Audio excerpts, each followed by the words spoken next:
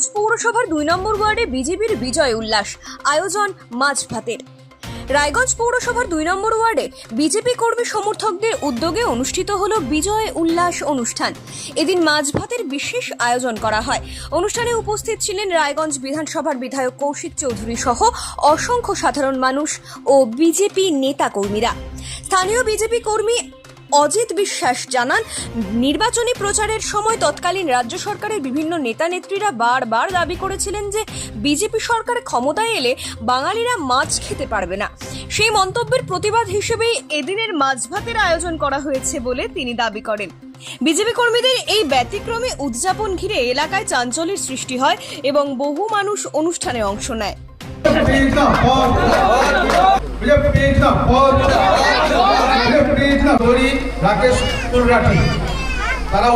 পশ্চিমবঙ্গের ইন হয় আউট, এটা মনে রাখবেন। এখানে এখন সমস্ত কিছু বন্ধ। মোদীজি ঘোষণা করেছেন ভরসা ইন।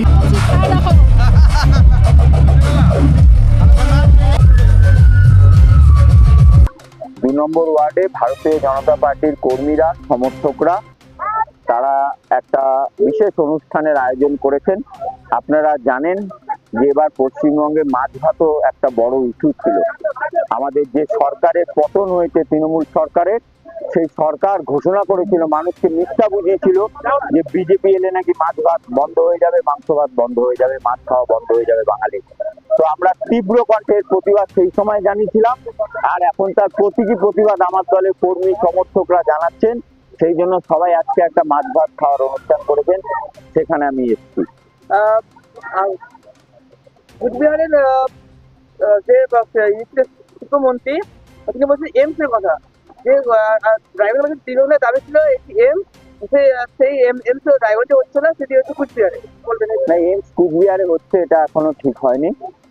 যে কোনো এমএলএ এমপি তাদের জায়গায় এমস তৈরির কথা বলতেই পারেন, কিন্তু সমস্ত রায়গঞ্জবাসীর আবেগ আছে এইমস নিয়ে। কারণ 2008 সালে এইমস এখানে স্যাংশন হয়ে গেছিল। তারপর থেকে বিভিন্ন রাজনৈতিক কারণে, তৃণমূলের রাজনীতির কারণে এখান থেকে এইমস চলে গিয়ে কল্যাণীতে চলে যায়।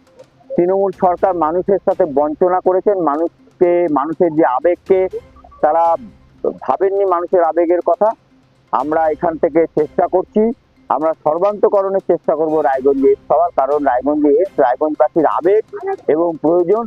কোটি কোটি লোক যারা উত্তর দিনাজপুর, দক্ষিণ দিনাজপুর, মালদা আর মুর্শিদাবাদের কিছু অংশ এবং বিহারের কিছু অংশ, ঝাড়খণ্ডের কিছু অংশ আর উত্তরবঙ্গের কিছু অংশ যারা এই এলাকায় এইমস হলে উপকৃত হবেন, তাদের জন্য আমরা এইমস করার এখানে সর্বান্তকরণের চেষ্টা করব।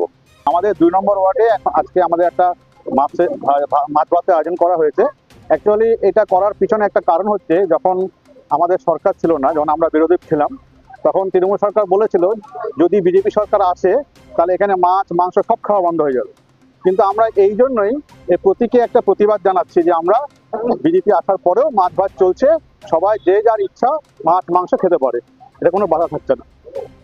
এখানে যে মানুষকে খাওয়াচ্ছেন এবং এই মাধ্যমে কি বার্তা দেবেন? এই বার্তাই হচ্ছে যে খাবার নিয়ে বা কোনো কিছু নিয়ে আমাদের কোনো অবজেকশন থাকছে না। আমাদের সরকার চায় যে যার মতন খুশির মতন যে যা পছন্দ করে, কেউ মাছ মাংসকে পছন্দ করে, কেউ নিরামিষ পছন্দ করে, যে যা পছন্দ করে তার স্বাধীনতা আছে সেটা খাবার, সেটা নিয়ে আমাদের কোনো হস্তক্ষেপ রাজনৈতিকভাবে হবে না। আপনার নাম? এই যে আজকে এখানে আয়োজন রয়েছে মাছ ভাতে, তো কেন কি বলবেন? কি বলবো, মানে আমাদের খুব আনন্দ পেয়েছি, বিজেপি এসে ওই জন্যই আনন্দতে খাওয়া দাওয়া করে। টিএমসিরা বলেছিল যে বিজেপি ক্ষমতায় আসলে বিজেপি নাকি মাছ ভাত খেতে দেবে না। তো না, ওটা হয় কখনো? আমাদের বিজেপি এসছে, আমাদের এটা আনন্দ হবেই। আমরা এই যে বিজেপি এসে আমরা এটাই খুশি, আর আমরা কিছু চাই না।